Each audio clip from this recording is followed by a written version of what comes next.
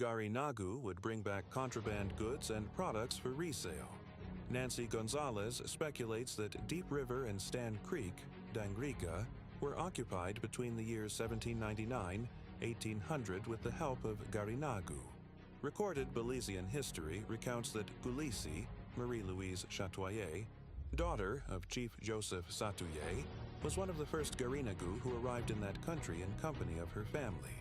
However, when analyzing this compiled testimony, it is safe to say that this family settled in Commerce Bight, Belize during the decade of the 1820s.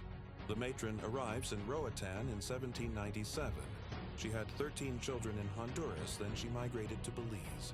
Among the evidence found in the Honduran archives, there is a document dated in the year 1801, which indicates that the Honduran government was well informed about the fact that Garinagu frequented Belize for the purpose of financial gain.